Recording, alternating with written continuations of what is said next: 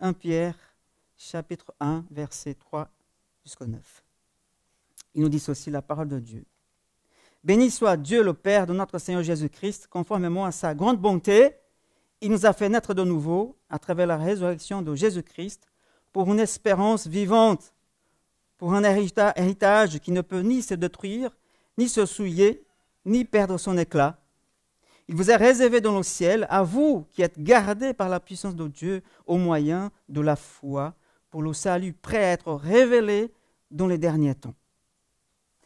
C'est ce qui fait votre joie, même si maintenant, puisqu'il le faut, vous êtes pour un peu de temps attristés par diverses épreuves. Ainsi, la valeur éprouvée de votre foi, beaucoup plus précieuse que l'or, qui est périssable et que l'on soumet pourtant à l'épreuve de feu, aura pour résultat la louange, la gloire et l'honneur lorsque Jésus-Christ apparaîtra. Vous l'aimez sans l'avoir vu.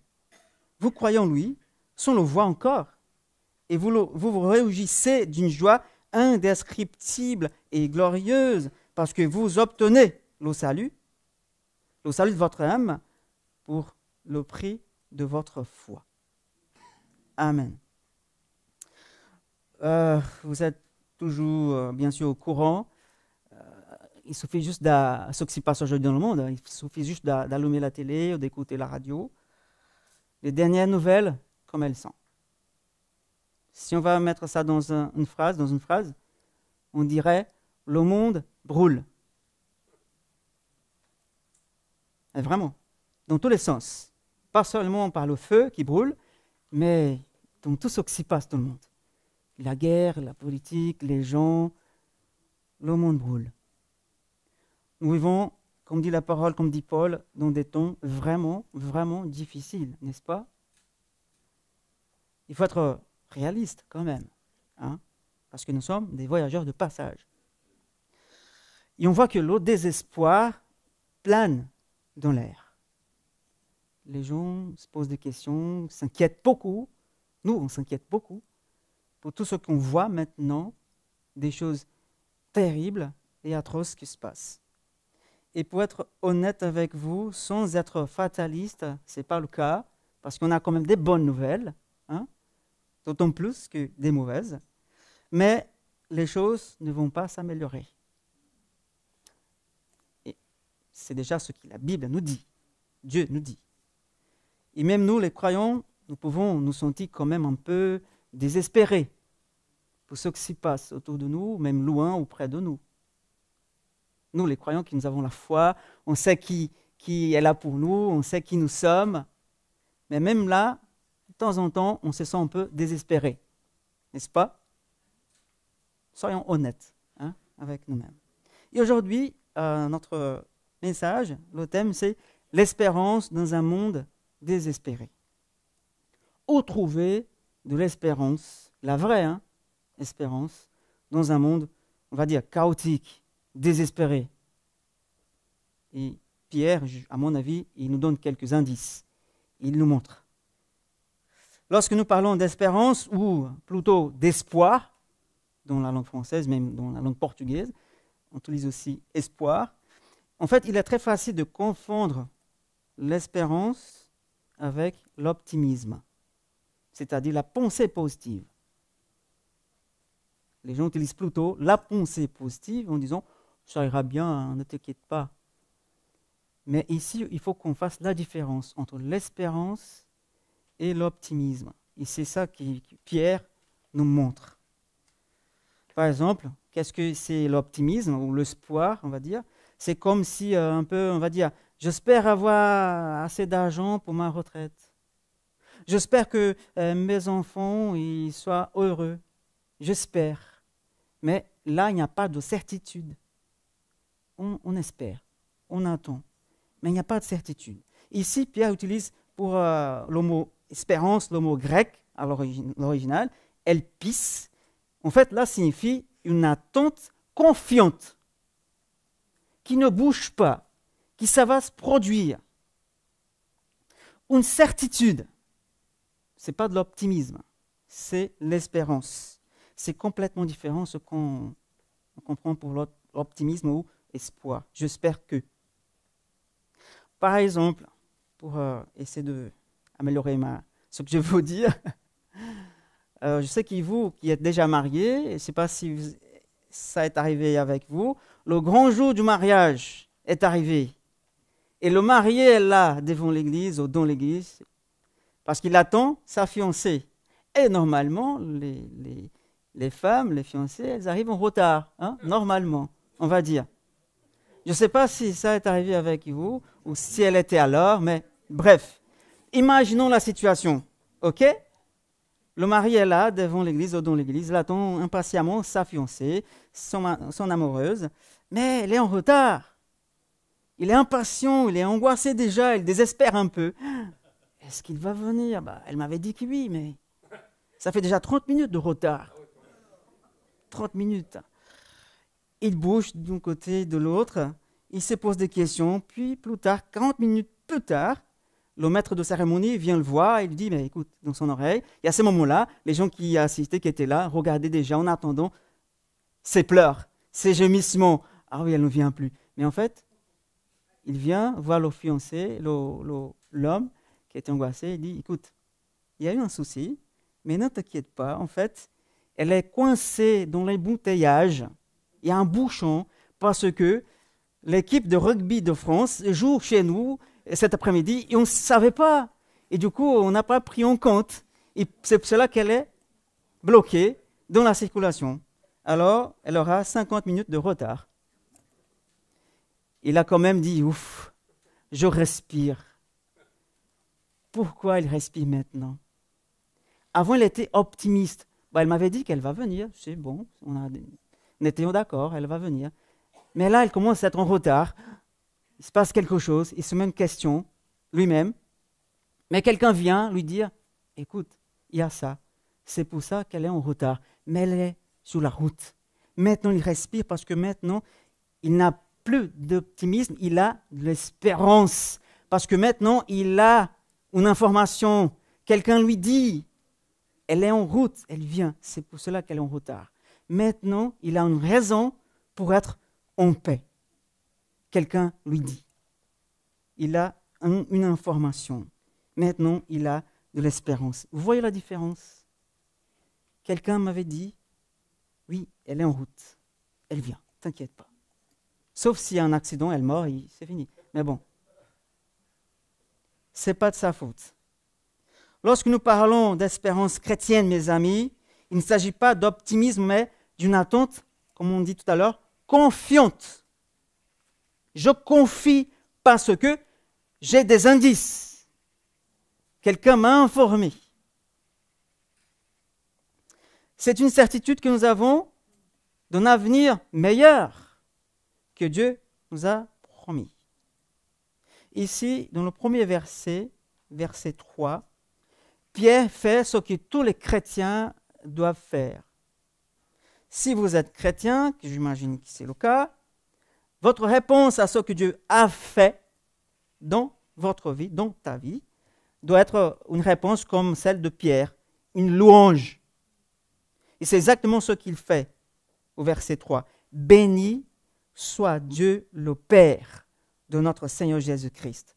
Vous vous rappelez que Pierre a écrit cette lettre aux gens qui étaient dans des épreuves très très difficiles, parce qu'ils étaient persécutés, parce qu'ils étaient des croyants, comme nous, comme toi.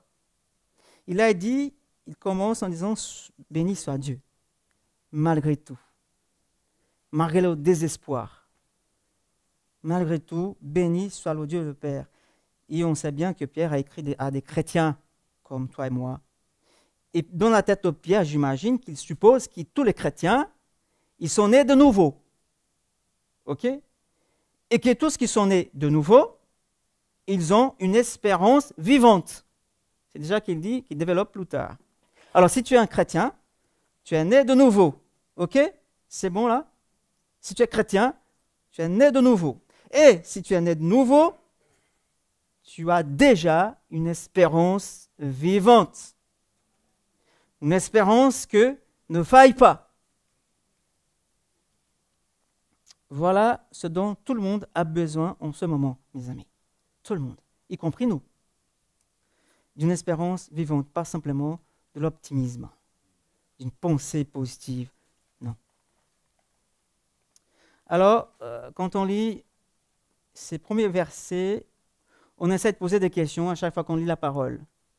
Et là, on peut même dire, mais d'où vient cette espérance vivante? Ok, je vais le mettre, d'où vient cette espérance? Et quel est son fondement? Quelle est la base de cette espérance vivante? Qu'est-ce que l'explique dans l'avenir? Qu'est-ce que cette espérance a à voir avec mon avenir? Et troisième question, comment nous pouvons faire l'expérience de cette espérance vivante aujourd'hui, là, maintenant, en ce moment même? Pas seulement dans l'avenir, mais aujourd'hui. Qu'est-ce qu'elle a à nous dire, cette espérance vivante?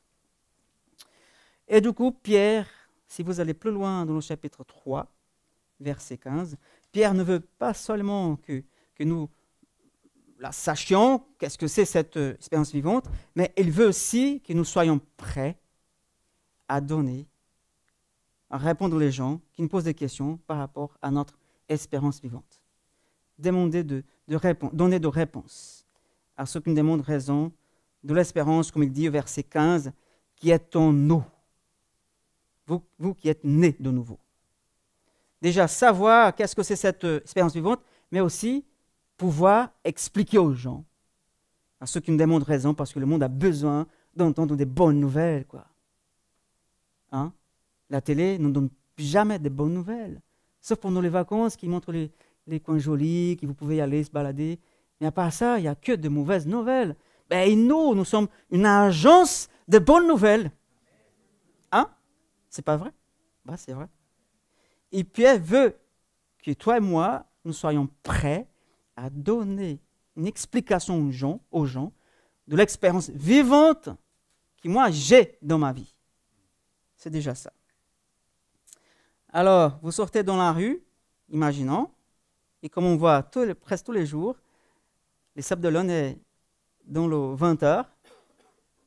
Je ne sais pas si vous avez remarqué, mais soudain, vous êtes dans la rue, vous vous baladez, et un journaliste arrive, il vous tend un micro, je ne sais pas, 20h ou CNews, comme vous voulez. Il vous demande, est-ce que vous avez de l'espérance? Et si oui, quel est le fondement? Où la trouver? Qu'est-ce que vous allez répondre?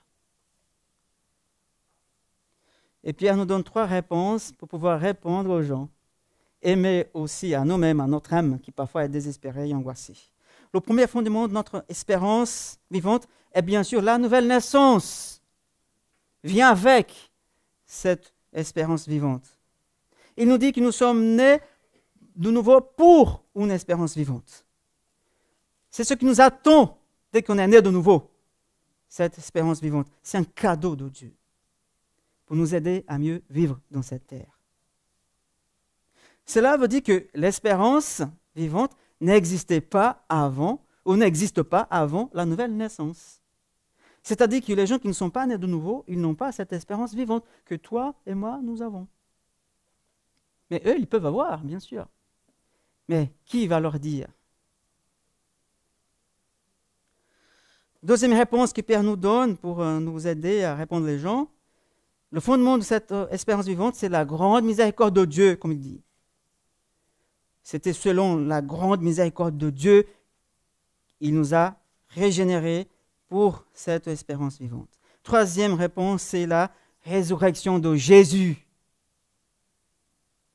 Il nous a régénérés pour une espérance vivante par la résurrection de Jésus d'entre les morts.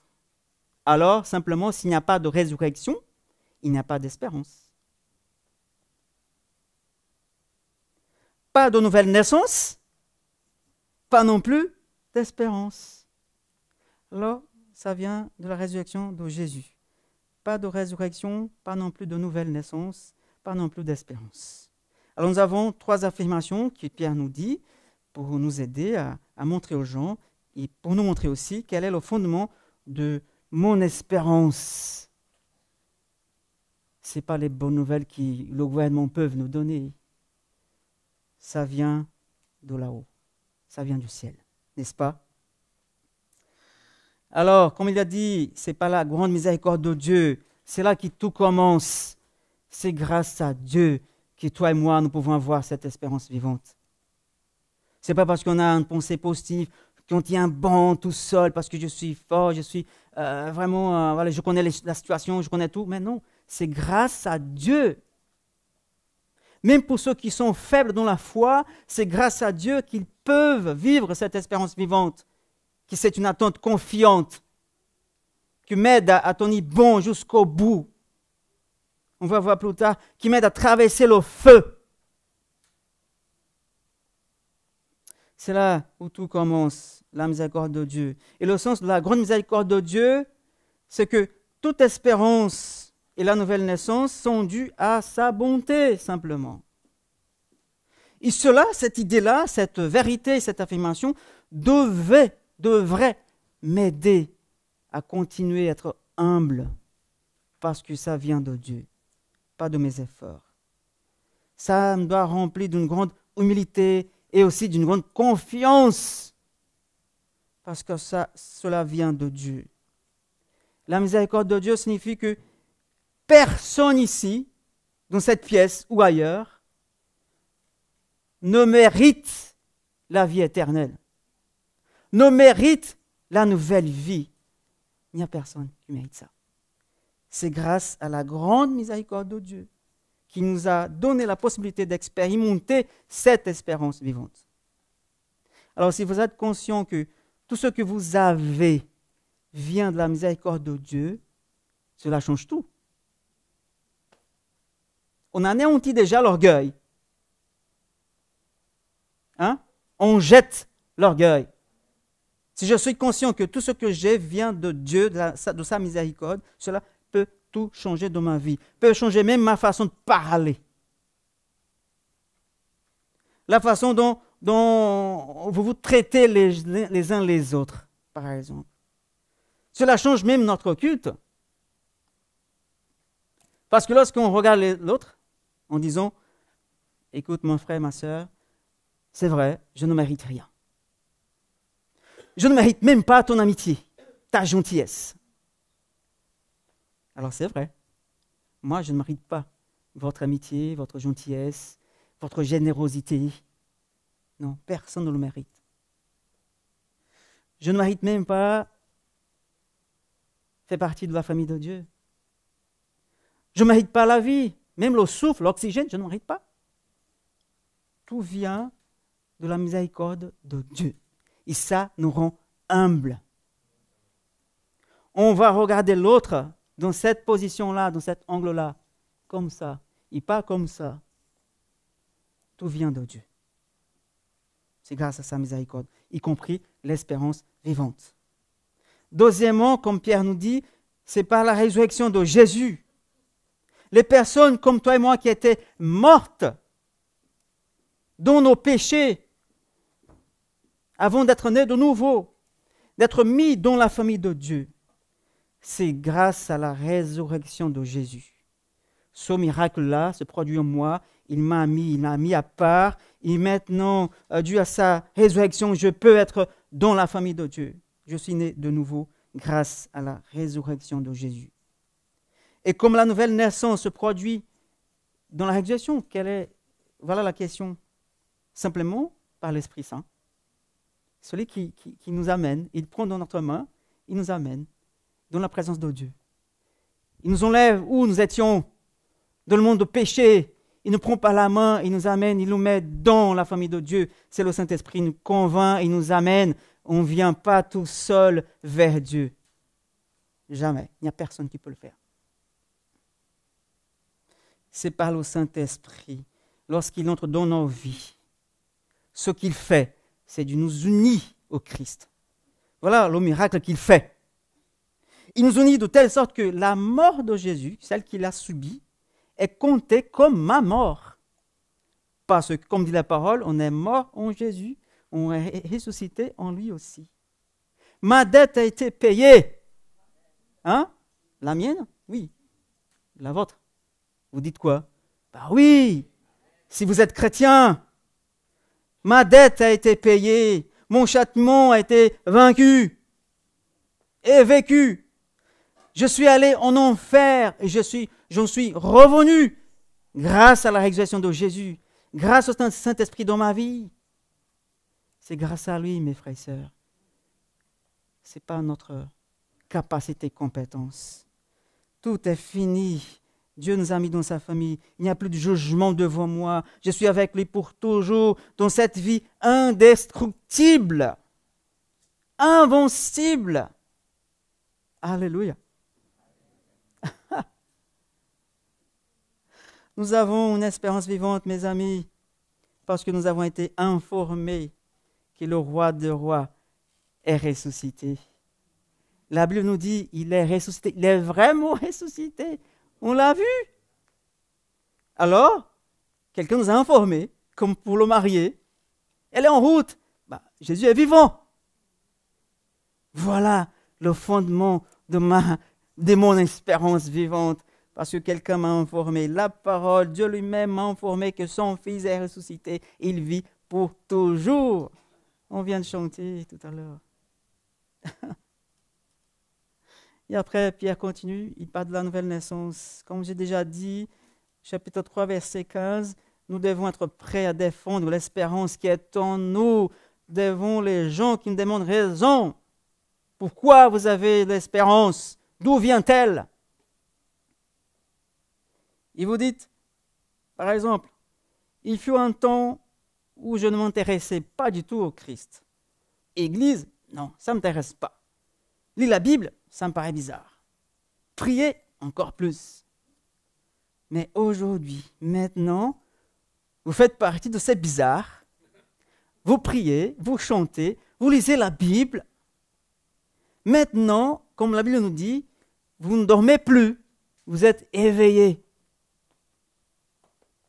Parce qu'avant, on dormait. On pensait que tout était bien. Mais non. Alors qu'on n'était pas intéressé de tout, on a maintenant cette conviction pour laquelle on peut même mourir. N'est-ce pas?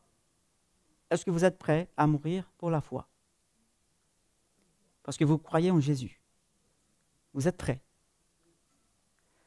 Avril 2015. Très tôt le matin, à l'aube même, des terroristes pénètrent dans l'université de Garissa, au Kenya. Et là, à ce moment, ils tuent 147 étudiants. Ils sont allés de dortoir en dortoir et demandaient à chacun, êtes-vous chrétien ou musulman? Qu'est-ce qui est arrivé? Seuls les étudiants chrétiens sont tués sous le coup. 147. Parce qu'ils ont répondu, je suis chrétien. Et ça arrive tous les jours. Dans des pays que vous connaissez qui sont persécutés.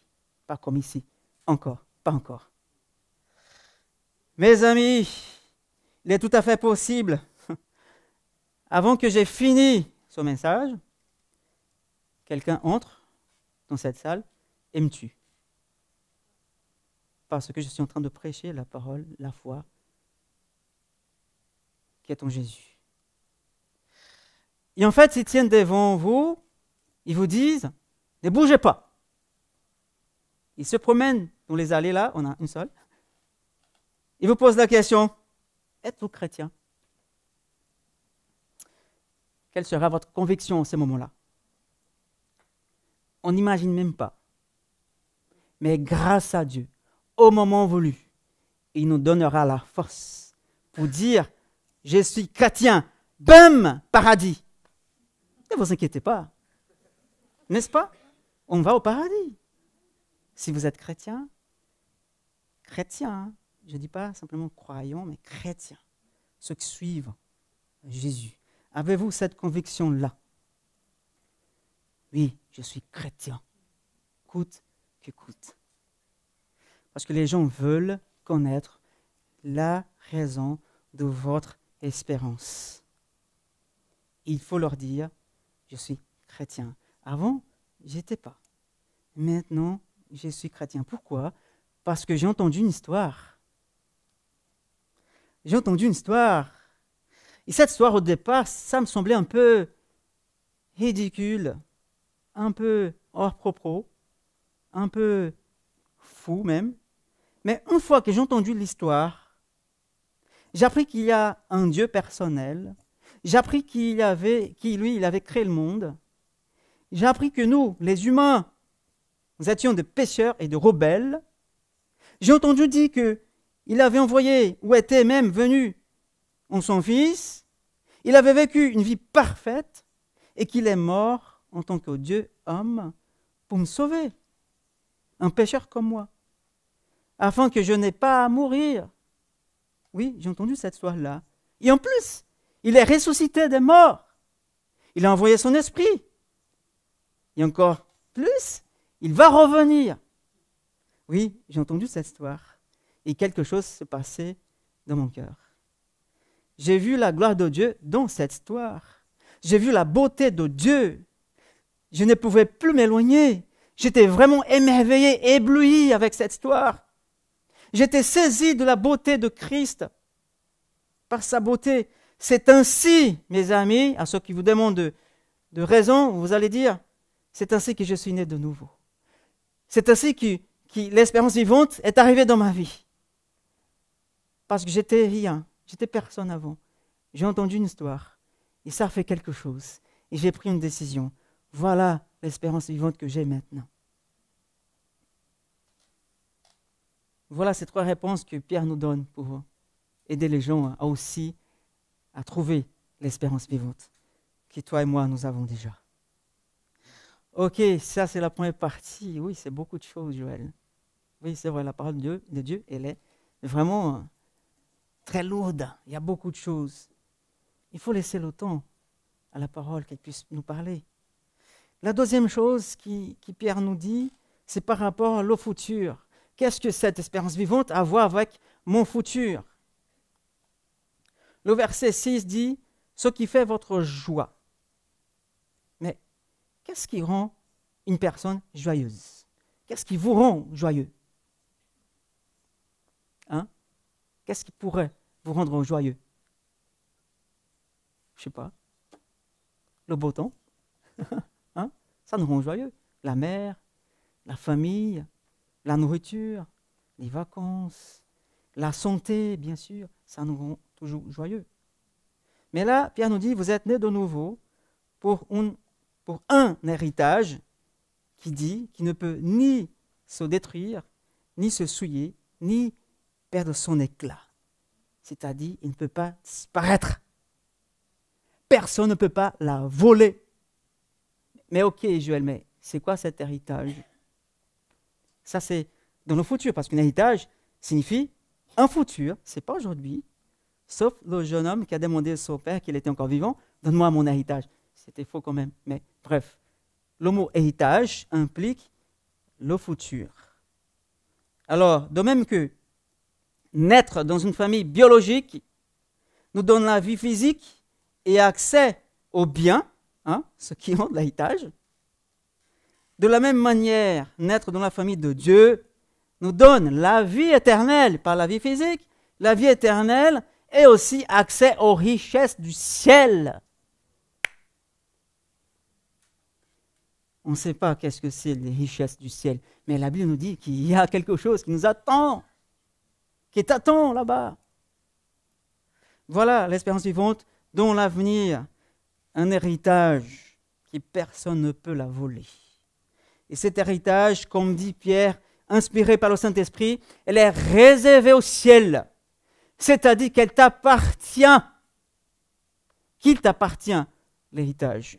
C'est à toi. Il y a ton nom marqué là-dessus. Il y a une étiquette avec ton nom dans cet héritage. Il y a quelque chose pour toi seul. Ça nous montre un Dieu personnel qui pense à moi. Il connaît mon nom, Joël. Il ne me traite pas comme l'ensemble du peuple, mais il voit chaque personne. Ça, c'est notre Dieu, un Dieu personnel.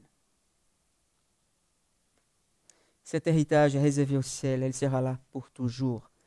C'est-à-dire, n'a rien à craindre. Elle ne disparaîtra jamais. Parce que ciel, différent d'ici, il n'y a pas de crise. Il n'y a pas de voleurs, de cambrioleurs. Hein? Il n'y a pas d'inflation non plus. Au ciel, tout va bien. Il n'y a pas de crise au ciel. C'est pour ça que notre héritage, elle est bien gardée. Amen.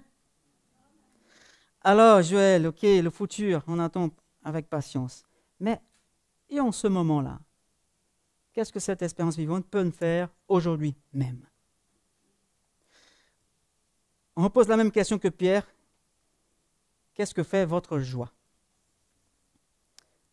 La première chose, c'est de savoir qu'il y a un héritage au ciel, dans le futur. Mais deuxièmement, savoir que nous sommes gardés par la puissance de Dieu. Ça, c'est merveilleux. Aujourd'hui même.